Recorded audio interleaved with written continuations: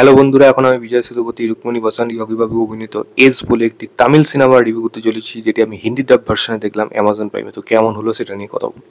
ছোট্ট করে যে গল্পটা বলি, এখানে বিজয় সেতুপতি কাজের খোঁজে মালয়েশিয়া যাচ্ছে। তার সাথে দেখা হচ্ছে ইয়োগীবাবু ক্যারেক্টারটা, যে একজনকে রিসিভ করতে এসেছিল, বাট তাকে সেই ক্যারেক্টারটা ভেবে সে অ্যাকসেপ্ট করে নিচ্ছে এবং বিজয় সেতুপতিও সেটাই অ্যাকসেপ্ট করে নিচ্ছে। বাট সেখান থেকে চলে যাওয়ার পর এই ক্যারেক্টারটা আলটিমেটলি কে কি করতে এখানে এসছে, রুক্মিণী বসন্তের সাথে তার কিভাবে সম্পর্ক জড়ালো, কিভাবে তারা একে অপরের কাছে আসলো, এবং রুক্মিণীর সঙ্গে যখন তার সম্পর্ক হলো, তার ব্যাপারে যখন জানতে পারলো, তখন দেখলো যে তার এত কিছু টাকার প্রয়োজন, এত কিছু মানে ফিনান্সিয়াল ক্রাইসিসের মধ্যে থাকছে। তখন বিজয় সেতুপতি ক্যারেক্টারটা কি করলো, যে অলরেডি যেই নামটা ভারী এসে চলছে, সেই ক্যারেক্টারটা অলরেডি একটা ফ্রড। তো আলটিমেটলি এই মানুষটা কে এবং কিভাবে এই ক্রাইমের ওয়ার্ল্ডের মধ্যে জড়ালো এবং সেখান থেকে কিভাবে নিজেদেরকে বার করে আনতে পারলো, এই নিয়ে গল্প রয়েছে। এর থেকে বেশি জানতে হলে আপনারা প্রাইমে গিয়ে প্রায় 2 ঘন্টা 40 মিনিট এই সিনেমাটা কাছাকাছি দেখতে হবে। এবার যদি জিজ্ঞেস করেন কেমন হলো এই সিনেমাটা, আমি বলবো আপনি যদি বিজয় সেতুপতির মানে ফ্যান হয়ে থাকেন বা টাইম পাস করার জন্য কোনো সিনেমা দেখতে চান, বেশি কিছু ভাববেন না, তাহলে একবার গিয়ে সিনেমাটা দেখুন। এই সিনেমাটা আপনাকে বোর করবে না, এইটুকু বলে দিতে পারি। যা যা ঘটতে থাকে সিনেমার মধ্যে সেগুলো কিন্তু এন্টারটেনমেন্ট ভ্যালু হিসেবে ঠিক আছে, কিন্তু আপনি যদি বেশি ভাবতে যান তাহলে বুঝবেন যে এর মধ্যে অজস্র প্রবলেম রয়েছে। ভালো দিক কি, এখানে বিজয় সেতুপতি এবং ইয়োগীবাবু এই দুজন কিন্তু এই সিনেমাটা পুরোপুরি টেনে নিয়ে যাচ্ছে, এবং তাদের যে কেমিস্ট্রিটা, তাদের যে কমিক মোমেন্টগুলো, সেগুলো কিন্তু বেশ এনজয়েবল এবং সেগুলো দেখতে বেশ ভালো লাগে। কমেডি এই সিনেমার জন্য কিন্তু বেশ ভালো। ইয়োগীবাবু আবারও কিন্তু মনে হচ্ছে ভালো মানে জায়গা নেই, মানে যা যা জিনিস করে ও এমনি আপনার ভালো লাগবে। তো পারফরমেন্স এদের দুজনে অবশ্যই ভালো। রুক্মিণী বাসন দেখতে যেরকম মিষ্টি, তার পারফরমেন্সও ততটাই ভালো। তাদের এবং বিজয় সেতুপতির সাথে রুক্মিণীর যে প্রথম দিকে কেমিস্ট্রি যেরকম যাচ্ছিল, সেটা কিন্তু দেখতে বেশ ভালো লাগছিল। এবং যদি যদি বলি একটা কাইন্ড অফ একটা এন্টারটেনমেন্ট ভ্যালু, বা আমি যদি বলি সিনেমাটা দেখবো কি আপনার কি ভালো লাগবে না, না সেই ব্যাপারটা নেই।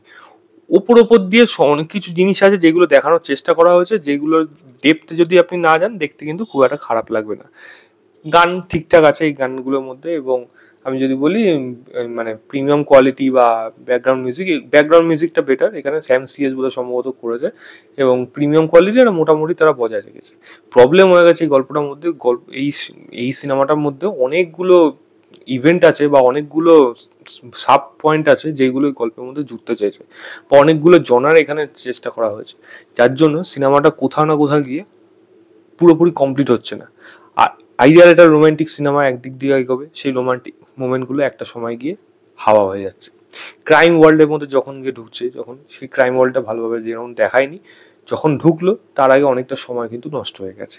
কমেডি যদি হয়ে থাকি, কমেডির ধারাবাহিকতা কিন্তু বজায় রেখেছে, পারফরমেন্স দিয়ে তারা বার করছে। কিন্তু কমেডির সাথে হুট করে সেটা যদি ইমোশনাল একটা ট্র্যাকে চলে যায়, একটা রোমান্টিক ট্র্যাকে চলে যায়, একটা ক্রাইম ওয়ার্ল্ডে চলে যায়, তখন গিয়ে দেখতে অদ্ভুত লাগে, যে হুট করে কি আমি ভাবছিলাম একটা হয়ে গেল আরেকটা। সেটা যদি হয়ে যায় ভালো, যে এরকম যে দেখাচ্ছে হুট করে চেঞ্জ করলো, সেটা দেখতে ভালো লাগছে সেরকমও না। জিনিসটা দেখতে কিরকম একটা অ্যাবরাপ্ট লাগছে, কোথাও গিয়ে মনে হচ্ছে যেন এর মাঝখানে অনেক ঘটনা ছিল যেগুলো তো আমরা দেখতে পারলাম না। সিনেমাটার লেন্থটাও অনেকটা বড় হয়ে গেছে, এটা তো এডিট করে ছোটও করা যেতে পারতো। আমি বলবো না দেখতে যে বোর লেগেছে সেরকম না, ওই ওটা কমেডি করছিল বলে ভালো লাগছিল। তো খুব একটা যে এক্সট্রাঅর্ডিনারি কিছু আছে তা না। প্রেমটা হঠাৎ গিয়ে হাওয়া হয়ে যায় গল্পের থেকে, এরকম অনেকগুলো মোমেন্ট আছে। যে এখানে একটা হাই স্টেজ সিচুয়েশন আছে, মানে ওটা আজ থেকে 15 বছর আগে হয়তো দেখালে হয়তো লোকে ঠিক আছে ওটা নিয়ে মাতামাতি করতো। এখনকার দিনে ওরকম ওই প্রিন্স সিনেমাতে যেরকম ধরনের হাইস্ট ছিল, জাস্ট ওরকম ভেবে দেখুন, ওরকম ধরনের ঘটনা এখানে দেখাচ্ছে। তো সেগুলো দেখতে যে খুব একটা ভালো লাগছে তা না। ছোটখাটো অন্যান্য দিক রয়েছে, এবং ফার্স্ট হাফটা তবু বলবো কিছুটা হলেও বেটার। সেকেন্ড হাফে গিয়ে গল্পটা যেখানে যাচ্ছে এবং যেখানে শেষ হচ্ছে, এবং একটা পার্ট টু এরও একটা মানে আইডেন্টি একটা জায়গা রেখে দিচ্ছে যে পার্ট টু আসতে পারে। তো কেন এইভাবে এই সিনেমাটা করলো, এরকম ভাবে কেনই বা শেষ করলো?